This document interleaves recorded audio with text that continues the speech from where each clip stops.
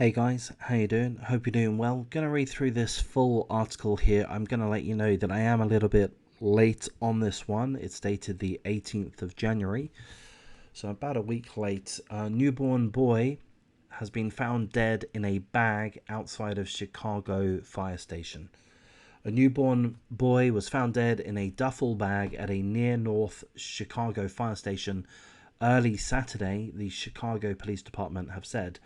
Here's a quote. Officers were called to the station at around 5 a.m. after firefighters found a baby boy just steps away from the fire station. By the time the baby was discovered, he had already died. Here's a quote. If the baby was placed there alive, that baby froze to death. It's Chicago.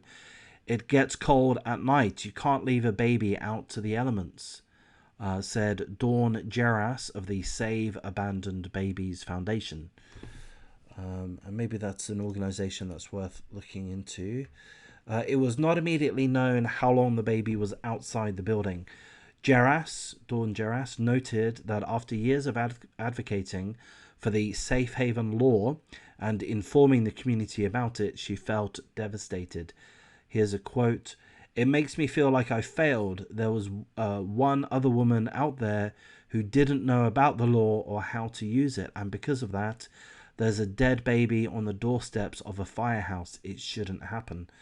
They were so close to doing the right thing. Why didn't they take that extra 2 steps? She added. So the Illinois law says parents are allowed to, they may give up a newborn for adoption by leaving it with employees at a designated safe place, and there will be no questions asked, as long as the infant has not been injured and is under 30 days old. The designated places are hospitals, emergency care locations, police stations, and staffed firehouses.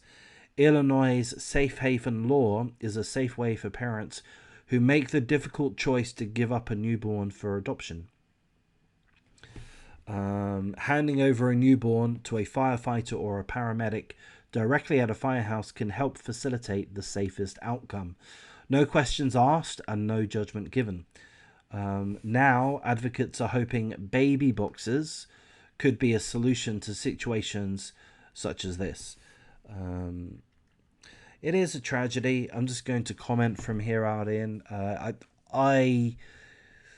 I do have sympathy for, I'm going to say, the mothers in particular, for whatever reason. You know, a lot of them are extremely young. Some of them weren't aware they were pregnant until very shortly prior to giving birth. Some of them are just not in the right capacity to be a mother, to be a parent. And they're overwhelmed, and you have postpartum depression. You have all of these issues, which I would think especially affect young women in particular. And it is a good thing. I wasn't aware that there were safe haven laws anywhere. I don't know if they exist in Australia. I hope they do. And it seems like a very good law, a good system to have, a means to save a child, from being literally abandoned. Last week or so, there was a case about a woman dumping a newborn baby, in a literal bin, a dump truck or whatever, a dumpster. This happens. It continues to happen. Probably happens across the world, and it's not going to end anytime soon. So these laws, these facilities to be able to accept babies without putting the mother or the parents in any situation whereby, any difficult situation, they're able to walk away from the situation as long as the child is unharmed. That seems like a great idea to me. But as with this case, there needs to be a certain level of education given to the members of the public so that they know where and I guess when to whatever the right term is. I mean, this will be a crass term, where to unload the baby and when to. Um, and I've got to say, and I say this sorrowfully, the mother, presumably, or the parent, whoever left the baby, the newborn boy, they must have some mental issues, I would think, because, you know, if you're a resident of Chicago, you would know that the nights are deadly, deadly cold. I don't live in America, but I'm aware of that.